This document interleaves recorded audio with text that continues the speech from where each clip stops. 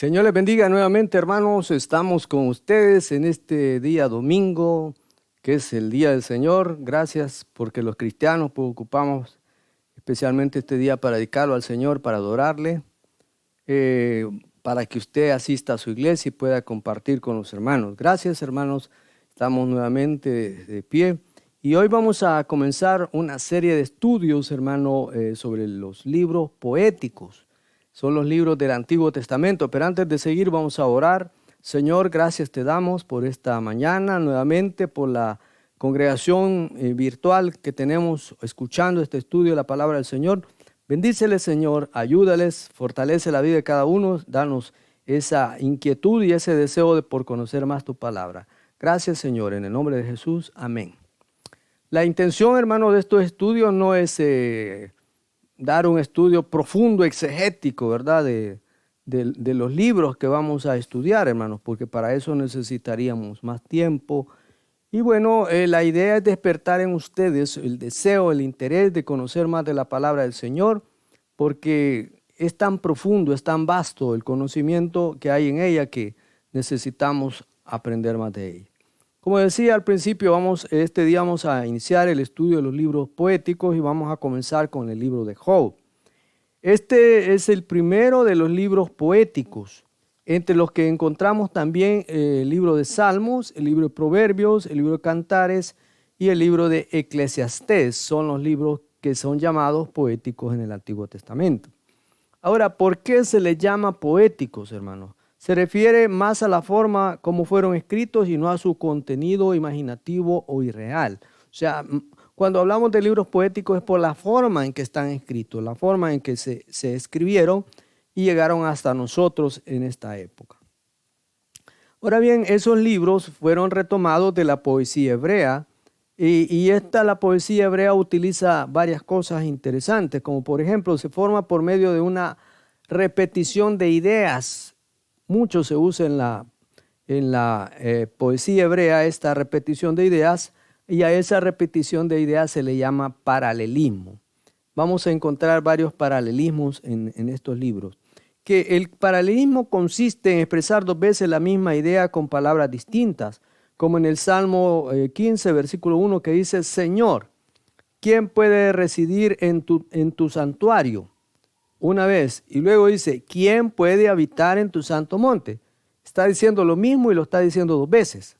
Lo está diciendo de diferente forma, ¿verdad? Pero es lo mismo que está diciendo, y a eso se le llama paralelismo, y eso lo vamos a encontrar en los libros poéticos. Como decíamos que íbamos a hablar del libro de Job, nos preguntamos, siempre es bueno preguntarnos, ¿quién es el autor del libro? ¿Quién escribió este libro? Ahora, se ha sugerido que podía ser Moisés, hay otros opinan que podía ser Esdras, otros mencionan a Salomón o al mismo Job o a uno de los amigos de Job, como es Eliú, a quien encontramos en el capítulo 32, versículo 17. Pero a ciencia cierta no sabemos realmente quién lo escribió. ¿En qué periodo vivió Job? No sabemos en qué periodo vivió tampoco, no tenemos nociones exactas, ni sabemos de dónde vivió a ciencia exacta. En el primer versículo se nos dice que Job estaba en la tierra de Uz, nada más lo que sabemos, que estaba en la tierra de Uz, pero no se ha podido determinar con exactitud dónde es que estaba la tierra de Uz. Posiblemente en algún lugar del desierto de Arabia. En algún lugar del desierto de Arabia, pues ahí estaba esa tierra de Uz. Otra cosa es que posiblemente también vivió en la época de los patriarcas. Fue contemporáneo de los patriarcas, en el cual el ciclo de vida de la gente abarcaba muchos años. O sea que esta gente era muy longeva, o sea, vivía muchos años. Y eso lo puede hallar en Job capítulo 42, versículos 16 al 17, en donde dice que Job pues vivió muchos años aún después de la crisis esta que tuvo y que se nos narra en este libro. También vemos que Job actuaba como un sumo sacerdote de la familia. No se menciona nada, la ley mosaica ni nada de eso, entonces quiere decir que este libro fue escrito en un periodo anterior a la promulgación de la ley. Ahora, cada escritor, hermanos, cada persona que escribe un libro tenía un propósito. Y el libro de Job tiene varios propósitos. Entre los propósitos que encontramos en el libro de Job es que plantea el problema de por qué sufren los justos. Ese es un tema que tiene siempre vigencia hoy en día incluso. Usted mismo tal vez se habrá podido preguntar y decir, bueno, y si yo soy cristiano, si yo soy hijo de Dios y trato de hacer su voluntad, ¿por qué es que me pasan un montón de situaciones adversas? En esta situación de pandemia, pues muchos de nuestros hermanos han enfermado de esta virus y muchos de ellos han fallecido. Y entonces muchos de los familiares dicen, ¿por qué, Señor? Si estamos tratando de hacer tu voluntad. Pero entonces esa es la pregunta que también Job se hacía hace miles de años atrás. Otro propósito del libro de Job es también que nos enseña acerca de la paciencia. Acerca de la paciencia. Es un atributo que no siempre nosotros tenemos, la paciencia. Y yo le pregunto a usted que me está escuchando, que está viendo esta transmisión, ¿usted tiene paciencia? Posiblemente ninguno de nosotros sea paciente, ¿verdad? O tal vez alguno sea paciente, pero normalmente no es así. Por eso Santiago 5:11 nos dice, aquí tenemos por bienaventurados los que sufren, habéis oído de la paciencia de Job y habéis visto el fin del Señor, que el Señor es misericordioso y compasivo. Dos características de Dios. Dios es misericordioso y compasivo. Pero también el libro de Job nos habla de arrepentimiento. Y eso en el capítulo 42, versículos 5 al 6, que más adelante lo vamos a ver. En ellos Job dice, de oídas te había oído, mas ahora mis ojos te ven. Por tanto me aborrezco y me arrepiento en polvo y ceniza. Hermano, ¿por qué Job llegó a esa conclusión? Porque Job pudo ver la santidad de Dios y pudo ver también su pecaminosidad. Me estoy acordando de una ilustración que el doctor Billy Graham escribió en alguno de sus libros, la leí. Dice que él vivía en una zona rural de Estados Unidos, en uno de los estados de Estados Unidos del norte, y el lugar donde él vivía, su casa, tenía de fondo unas montañas, que normalmente las montañas estaban nevadas, o sea, había nieve. Y entonces su esposa había lavado las sábanas, ¿verdad?, del dormitorio y las había tendido así al aire libre para que se secaran. Y entonces él pudo ver el contraste entre el blanco de las montañas, el blanco de la nieve y lo blanco de las sábanas. Que las sábanas ya no se veían blancas, se veían grises, ¿verdad? Pero la nieve del fondo se veía completamente blanca. Entonces, eso lo podíamos utilizar para entender lo que Job está diciendo. Cuando nosotros vemos la grandeza de Dios, la santidad de Dios, y nos vemos a nosotros, nos vamos a ver que nosotros somos pecadores, que nuestra aparente santidad es gris, hermano, comparado con la santidad de Dios. Bueno, el libro de Job es como un drama que es presentado en los primeros 2 capítulos en estilo de prosa. Es una característica de este libro. En los primeros 2 capítulos en estilo de prosa. Luego tenemos el diálogo en forma de poesía desde el capítulo 2:11 hasta el capítulo 42:6, donde veremos que Job tuvo una conversación tremenda con sus amigos, con sus supuestos amigos. Luego al final tenemos el epílogo del libro que está en el capítulo 42, versículo 7, o sea, la parte final. Algunas de las escenas que podemos encontrar en el libro de Job es la primera escena que se desarrolla en la tierra de Uz y en la cual se presenta a Job como un hombre muy próspero que goza de mucha tranquilidad. Una característica de Job. Era próspero y gozaba de mucha tranquilidad. O sea, no tenía de qué preocuparse. El hombre lo tenía todo. Era uno de los millonarios de la época. Comparado quizá hoy como Bill Gates o este señor Zuckerberg de Facebook o cualquiera de ellos. Era un hombre multimillonario, entonces no tenía nada de qué estarse preocupando. Bueno, en segundo lugar tenemos la segunda escena. Aquí nos dirigimos hasta los cielos para escuchar las acusaciones de Satanás en contra de Job. Satanás aparece en escena, acá en el capítulo 1, versículo del 1 al 5, acusando a Job.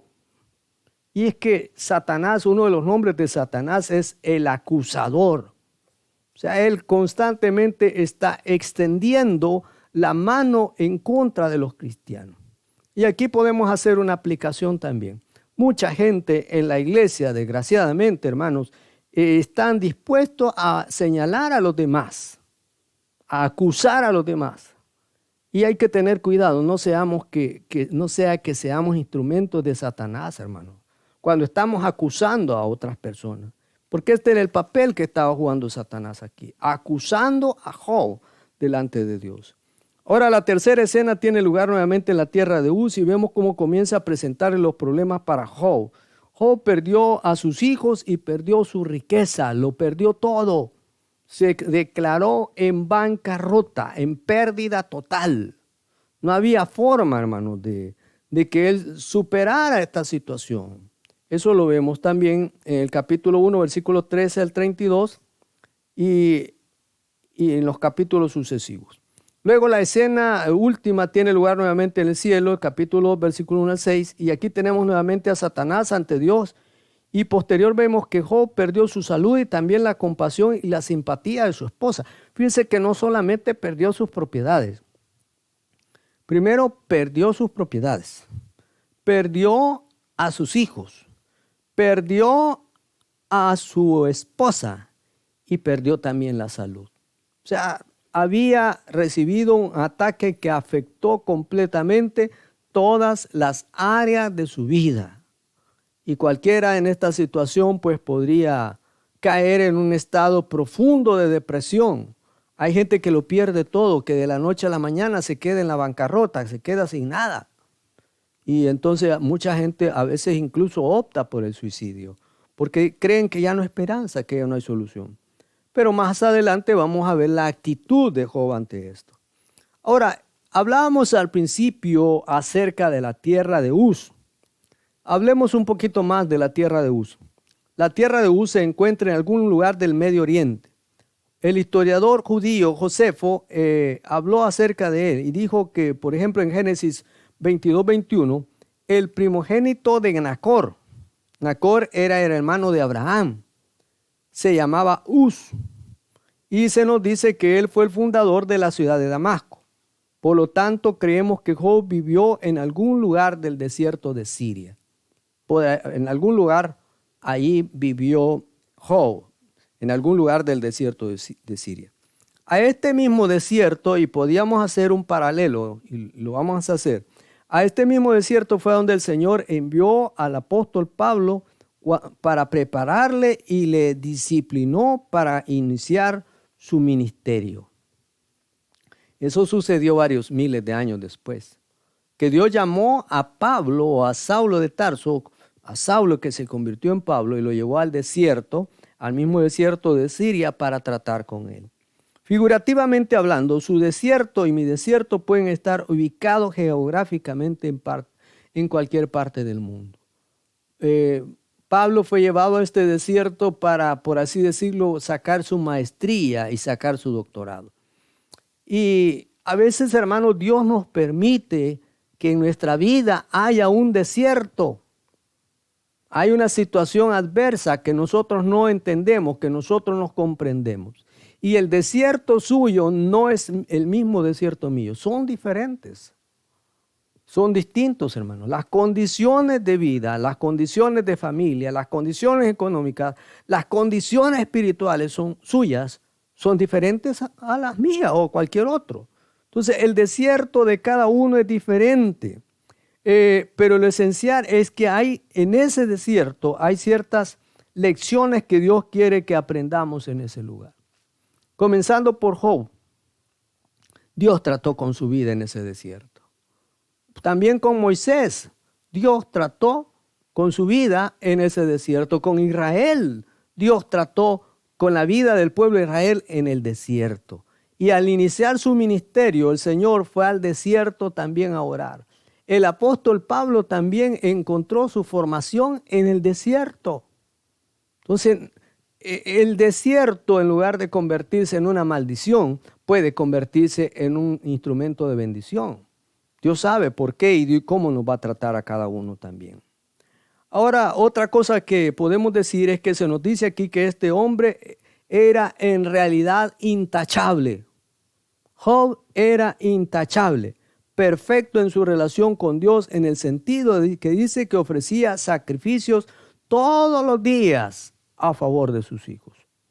Era un hombre que sabía que conocía sus limitaciones y él podía decir, bueno, yo no puedo o no tengo la capacidad suficiente para orientar y dirigir a mis hijos, pero yo recurro a Dios para que sea Dios el que me ayude para dirigir correctamente mi familia. Y esa es otra cosa que nosotros podemos aprender también. Nosotros desde el punto de vista humano no tenemos las capacidades necesarias para obtener el éxito. Porque cualquiera puede pensar en el éxito en términos de dinero, en tener un buen empleo, en tener una buena profesión, tener una buena casa, tener un buen vehículo. Pero mucha gente lo tiene eso, pero no es una persona de éxito porque su vida es un fracaso. Muchos casos, hermanos, de gente que lo logró todo materialmente, pero su vida es un fracaso. Pero bien, pero a pesar de que este hombre era intachable, sabía que necesitaba de Dios. Aunque nos consideremos intachables, aunque nos consideremos santos, o usted se considere santo o perfecto, necesitamos de la ayuda de Dios. También otra cosa que característica tenía Job era que era un hombre temeroso de Dios. Job tenía un temor reverencial, un respeto, un concepto elevado y santo de Dios y como resultado odiaba el mal. Ojalá aprendamos nosotros también a ser temerosos de Dios. Y cuando digo temeroso de Dios, no estoy hablando de tener miedo a Dios, porque eso no es ser temeroso, sino tener respeto, tener reverencia por Dios. A eso se refiere esto que estamos hablando. Y ya para ir concluyendo del capítulo 1, versículos 2 y 3, dice que Job era un hombre muy rico y toda su familia vivía rodeada de lujos y comodidades. Él nadaba en la abundancia y tenía una vida fácil, pero a pesar de toda esa opulencia, había temor en el corazón de Dios. Había temor de Dios en el corazón de Dios. El hecho de que usted haya sido prosperado, que usted sea bendecido, que usted tenga todos los recursos materiales que necesita, a pesar de que usted sea un profesional, que sea un comerciante exitoso, que sea una persona que tiene grandes recursos, nunca debemos de dejar el temor a Dios, la reverencia a Dios y reconocer que lo que tenemos y lo que somos se lo debemos al Señor. Eso nunca lo debemos de olvidar, hermanos. Debemos de tener eso. Entonces, en Job había ese temor en su corazón. A pesar de que humanamente lo tenía todo, pero él sabía que si Dios no estaba dirigiendo su vida, todo lo demás iba a ser insuficiente. Y finalmente, este hombre reconoció que no podía hacer frente solo a sus problemas familiares. Una de las cosas que se dan hoy en día a veces son los conflictos y los problemas de la familia.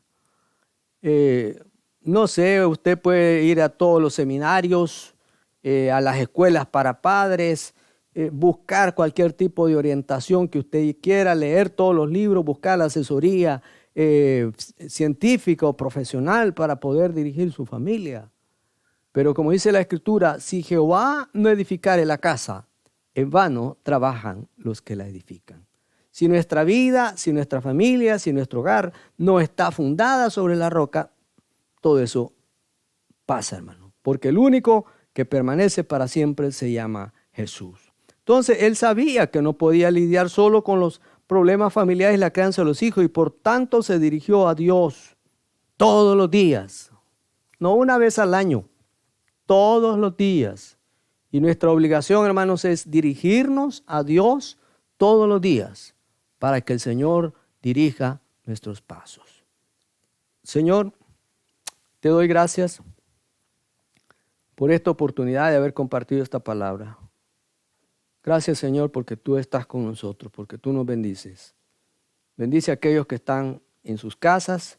Si alguno está adoleciendo de alguna enfermedad, Señor, pedimos sanidad para él, para ella, para los niños. Y pedimos, Señor, que nos dé sabiduría también a nosotros para dirigir correctamente nuestra familia. Gracias, Dios. A ti sea la gloria, la honra, hoy y siempre. Amén. Bueno, hermanos, que el Señor les bendiga. Ha sido una bendición compartir esta palabra. Los estudios ya los estamos compartiendo presencialmente también en la iglesia. Si usted puede llegar, llegue. Allá son un poquito más extensos. Hay un poco de más participación. Así que, pero si usted quiere verlos ahí, compartirlos, pues es una bendición. Los seguimos viendo con la ayuda del Señor el próximo domingo y seguimos con el estudio del libro de Job. Que el Señor les bendiga a todos. Amén y amén.